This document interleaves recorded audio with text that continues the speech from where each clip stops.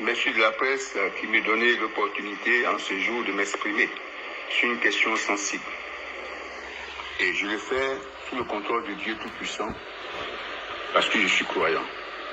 Au nom suprême de mon Seigneur et Sauveur Jésus-Christ, je remercie Dieu Tout-Puissant pour tous ses bienfaits et les miracles qu'il a accomplis dans ma petite vie.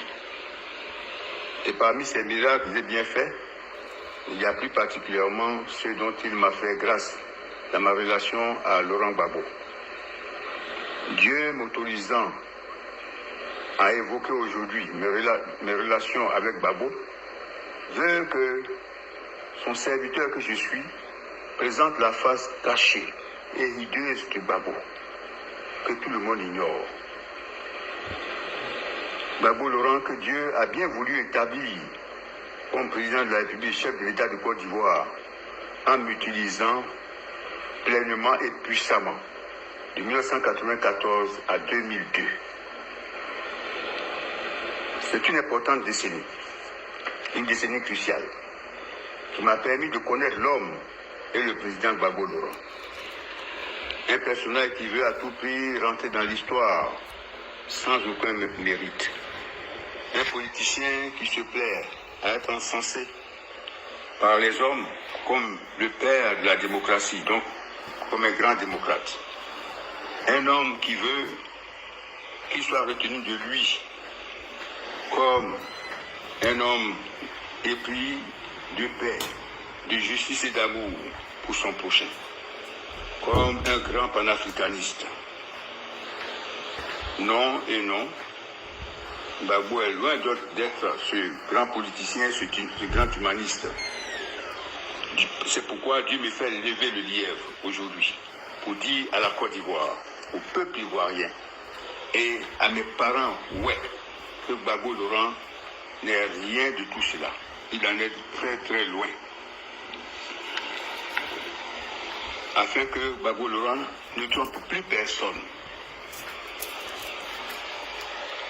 Car faut-il identifier au psaume 52 de la Bible la parole de Dieu, du verset 4 au verset 6, et je cite, « Ta langue n'est vente que malice, comme un rasoir affilé, fourbe que tu es.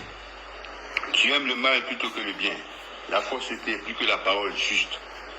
Tu aimes toutes les paroles mordantes, langue rusée. » Fin de citation. Que le peuple, mes parents, s'écartent désormais de Gbagbo, adepte de la démagogie, de la récupération politique et de la manipulation des esprits, exactement comme un digne agitateur politique des temps glorieux du communisme.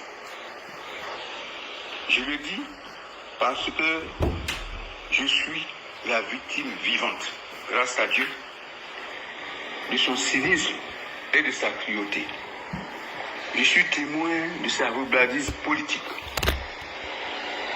Et je dis ici et maintenant au peuple, à mes parents, de tous les pleurs à Sémien, en passant par Blolequin, Guigo, Tchukwe, Bangolo, Kribi et Fakobi, que c'est vous qui avez donné le pouvoir à Gbagbo Laurent en ces jours, les 25 et 26 octobre 2000, parce que Dieu Tout-Puissant, qui détient la royauté, le pouvoir et l'autorité des hommes, a effectivement utilisé puissamment un des vôtres, le commandant Oulata Gaudi Pierre, pour établir Gbagbo, président de la République de Côte d'Ivoire et chef de l'État. Si je n'avais pas été aide du camp, commandant GSPR, chef du corps du 1er bataillon d'infanterie et commandant les camps d'Aquilo, en octobre 2000, Gbagbo Laurent n'aurait jamais été président de la République.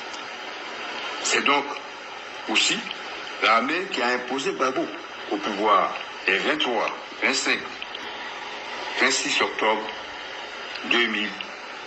Ce n'est pas le combat et la victoire du FPI. Et c'est moi, inspiré par le Saint-Esprit, qui est forcé Gbagbo a prêté serment le 26 octobre 2000. Il le sait. Demandez-lui. Alors Gbagbo doit tout au peuple ouais. Un peuple valeureux, courageux et fidèle à son serment. Parce que nos traditions, dont je suis aujourd'hui le grand zoo en pays ouais, sont fondées sur des valeurs martiales, chevaleresques. Le peuple ouais n'a donc plus à souffrir davantage au Gbagbo Laurent qui, au lieu de défendre le cavalier et le guémon par ses forces armées montées en puissance, a choisi l'option suicidaire et répréhensible de distribuer des armes à la jeunesse civile ouais, dans le guémon et le cavalier pour en faire un bouclier humain et stratégique afin que la guerre ne franchisse point des sabots et le feu Sassandra pour sévir en pays bêté chez lui. Pendant que ces militaires fuyaient les combats, étaient en déroute, lui, il exhortait la jeunesse ouais à se battre, à se sacrifier. Gbagbo a livré le peuple ouais aux cruelles réalités de la guerre au lieu de le protéger. C'est pourquoi sa venue à l'ouest sonne comme fausse, démagogique et trompeuse. Les ouais ne peuvent plus être toujours ces moutons de Panurge, parce que sachant que nos parents ne connaissent pas sa face cachée, ni les conditions vraies de son accession au pouvoir, et encore moins les tenants de la persistance et de la violence de la guerre chez nous, Gbagbo veut encore surfer sur les fausses images que sa propagande a insérées dans l'esprit des ouais pour aller les séduire encore et les préparer à une autre guerre en 2025. Nous ne voulons plus de guerre chez nous. Nous ne voulons plus de guerre chez nous. Que Gbagbo le comprenne une fois pour toutes. Nous ne voulons plus de violence chez nous. Qu'il le comprenne une fois pour toutes. C'est pourquoi son voyage à l'ouest devient une question de sécurité nationale et de sauvegarde du peu qui reste du peuple ouais. Si tant est qu'il aime le peuple ouais, qu'il désigne Oulaye Hubert comme son remplaçant, comme le candidat de son parti aux prochaines élections présidentielles, parce que Oulaye Hubert, comme tout bon guerrier, comme tout bon ouais, est aussi très courageux, je dirais même intrépide. Il a souffert trop pour Laurent Gbagbo. Depuis les urnes cassées des élections de 1990 contre le président Houphouët-Boigny, dont j'étais témoin oculaire jusqu'à ce jour. Oui, Oulaye Hubert, fidèle, courageux, chevaleresque, il a été jusqu'à maintenant et au-delà de tout pour Laurent Gbagbo. S'il aime le peuple ouais, qu'il mette Oulaye Hubert pour le remplacer. Et le peuple ouais, pour que le peuple ouais comprenne qu'il aime. Alors, je voudrais donc répondre maintenant à vos questions. À votre première question, je dirais que la venue de Gbagbo ne m'inspire rien de bon. Et comme la plupart des chefs traditionnels de chez nous, sa venue n'est pas du tout souhaitée. Oui, elle sera contre-productive. Donc, voilà, qu'ils viennent chez nous, je pense que c'est contre-productif. Et puis, ce n'est pas, l'opportunité ne s'y prête pas. Oui, il y a des tensions, effectivement, pour votre deuxième question. Il y a des tensions parce que les gens ne sont pas d'accord qu'il soit là. Au vu de ce que j'ai dit tout à l'heure, Laurent Gbagbo, on le craint parce qu'il va venir manipuler les esprits. Il va venir par ses phrases, comment dirais-je, de démagogue, de démagogie, voilà, manipuler les gens, dire des choses, des sous-entendus. Alors donc nous ne voulons pas ça. Et vraiment, les chefs sont scandalisés parce qu'ils ne sont pas, la chefferie n'a pas été mise au courant, effectivement. Moi-même, je fais partie de la chefferie, je suis chef du village chez moi ici. Et donc, oui, alors, malgré cela, il s'entête à venir. S'il s'entête à venir, il est un citoyen libre. On ne peut pas, la Côte d'Ivoire est un état de droit, une démocratie, on ne peut pas empêcher quelqu'un de venir, mais qu'il sache que sa venue n'est pas bonne et que quand il passera ici, nous serons là toujours pour dire à nos parents de ne plus le suivre, parce qu'il a été un porte-malheur pour le peuple ouest. Mais c'est une attitude qui ressemble à Laurent Gbagbo. Et il a toujours bravé les choses. Il s'est ici opposé au président Houphouët-Boigny devant nous tous. Donc ne soyez pas surpris aussi que moi aujourd'hui, je m'oppose à lui, je m'opposerai chaque fois à lui parce que je suis dans la vérité. Et donc il s'entête, c'est son habitude. Mais nous, le peuple, on ne va plus l'écouter, c'est le plus important ça. Voilà, c'est ce qui est important.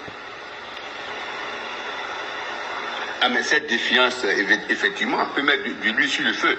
S'il y a des gens, on ne peut pas maîtriser tout le monde, la chefferie. S'il y a des gens qui ne sont pas contents, ma foi, qui ne sont pas heureux de sa venue, qui n'apprécient pas sa venue, ma foi, il peut y avoir des choses, des situations imprévisibles, voilà, et peut-être même incontrôlables.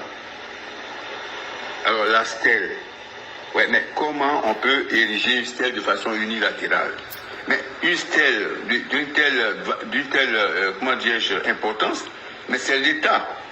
C'est l'État, le corps préfectoral qui ordonne ça. C'est pas de façon unilatérale. C'est déjà là, c'est dangereux déjà ça.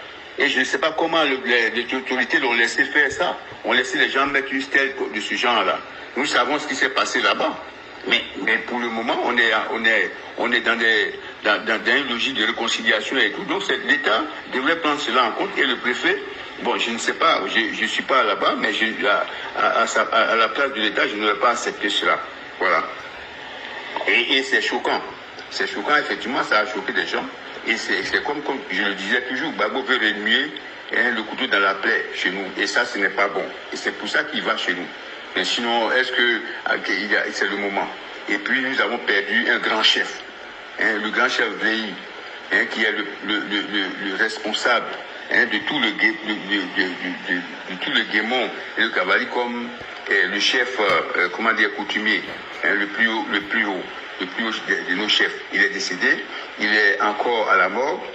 On se prépare donc pour l'enterrer dignement. Et voilà que Gbagbo ne veut pas attendre que cela se fasse. Mais chez nous, on ne fait pas ça. Quand un grand chef, ou bien même quand un mort n'est pas encore enterré, mais ma foi, il y a des choses qu'on ne fait pas. Il y a des cérémonies, bien des manifestations qu'on ne fait pas. Voilà, donc nos attentes, c'est que Gbagbo Laurent ne vienne pas chez nous. Maintenant, qu'il attende. Voilà, qu'il attende, que c'est pas nécessaire. On a d'abord, comme je l'ai dit, le peuple n'a plus à le suivre parce que c'est le peuple qui l'a installé au pouvoir en utilisant un enfant du peuple. Et les Oulaïbers sont là aujourd'hui qui sont autour de lui. Mais voilà, donc le peuple a tout donné à Gbagbo. Et Gbagbo doit comprendre, doit respecter le peuple. Voilà, nous ne voulons pas qu'il vienne chez nous, qu'il reste là. Et il défie, mais quand il va défier, on verra bien. Alors moi, je pense que nous, ce qu'on attend, non. Quelles sont ces attentes? Gbagbo veut utiliser le peuple encore comme sa tête de résonance, qui va aller au combat pour lui, qui va aller... Non. Nous sommes là désormais les yeux ouverts pour dire à nos parents que Gbagbo était celui qui avait toujours dit que le peuple est un peuple indigne qui a vendu ses forêts. Et que chez lui, en pays bêté, personne n'a vendu de forêt là-bas. Il le dit. Et même quand les gens sont allés à Maman, il a dit à Oulaï, mais comment se fait-il que chez vous, la guerre, il y a toujours la guerre là-bas? Est-ce que c'est des questions comme ça qu'on peut poser à Oulaï devant le peuple, devant ses parents? Mais Gbagbo ne respecte pas le peuple. Alors donc voilà. Et nous sommes là pour le lui rappeler. Alors donc je vous remercie infiniment. Dites seulement à Gbagbo que Oulata est là. S'il veut, il vient en contradiction avec moi. On est dans le débat. Et je ne parle pas de ces jeunes qui sont là en ce moment, qui parlent par-ci, par-là, qui ne connaissent pas Gbagbo. Ici, ceux qui en 90, qui étaient des élèves étudiants qui ne connaissent pas Gbagbo, qui sont venus aujourd'hui, qui tiennent le crachoir pour lui. Je parle pas d'eux, je parle de ses collaborateurs qui sont là, qui ont travaillé à lui dans les années 90 jusqu'en 2000. Ceux-là me connaissent et savent ce que j'ai fait pour Gbagbo et Gbagbo le sait. Voilà, moi qu'il a voulu tuer à 2 reprises, moi qu'il a mis en résidence surveillée en prison de 6 mois à Abidjan dans une villa ici. Mais attends, Gbagbo n'est pas un démocrate, il n'est pas respectueux des droits de l'homme, Gbagbo n'est pas... Il respecte rien, il a envoyé H ici aux États-Unis pour me rapatrier, pour m'entendre sur des choses que je n'ai pas faites. Ce n'est pas une revanche que je prends contre lui, non. La vengeance et la rétribution appartiennent à Dieu. Mais je le connais et je suis obligé d'aller à la vérité et pour dire que cet homme est dangereux. Il n'est pas bien. Regarde ce qu'il a fait à l'aéroport. Au moment où tout le monde t'attend dans un pays où la monogamie est de rigueur dans les lois, tu viens avec autant de boulets à tes pieds. Mais ça, c'est son problème personnel. Mais je dis que, voilà, je le connais et je ne veux pas qu'il vienne intoxiquer nos parents. Je ne me venge pas. La vengeance et la rétribution appartiennent à Dieu. Voilà pourquoi il est parti à l'arrêt. Il a fait des mauvaises choses aux gens. Et de retour, Gbagbo doit faire pénitence, il doit comprendre qu'il a fait des choses terribles et que Dieu a voulu lui faire comprendre ça en envoyant l'arrêt. On n'attaque pas tout le monde. Oulata, c'est un enfant de Dieu. Mon secret, c'est le Seigneur. Et tous ceux qui se sont attaqués à moi, Dieu les a mis de côté. Moi, je regarde seulement de mes yeux et je vois la rétribution des méchants. Donc, vraiment, je n'ai rien contre lui, sa personne. Je suis chrétien, je suis dans la vérité. Et c'est cette vérité que Dieu m'amène à dire aujourd'hui concernant sa visite chez nous. Merci. Thierry, excuse-moi, j'ai oublié un aspect, son aspect panafricaniste. Mais qu'on sache qu'en octobre 2002, que c'est la France qui l'a mis au pouvoir. C'est la France qui a mis Gbagbo Laurent au pouvoir. Et je sais de quoi je parle. Voilà, donc contre Guy Robert, c'est la France qui l'a mis au pouvoir. Et je suis témoin, j'ai assisté et ça a été fait ainsi. Donc voilà, c'est comme aussi, oui, en 82, quand il est parti en exil, c'est la France qui l'a ramené aussi pour l'imposer au président Houphouët-Boigny en 88. Donc, d'où vient-il que chaque jour, oui, il est contre la France m'a fait ceci, la France m'a fait cela, mais la France lui a fait beaucoup de bien aussi. Voilà, donc quand il veut être panafricaniste le jour, mais la nuit, la France l'a aidé beaucoup. Et le jour, il pourfend la France. Bon, moi, j'ai pas de problème avec ça. Mais je dis que il faut être juste, il faut être franc, il faut être honnête. Faut pas être dans la fausseté, dans la démagogie, dans la roublardise, et puis dans l'esprit trompeur. Merci Thierry. Il faut ajouter ça sur la question du panafricanisme plus haut. Merci.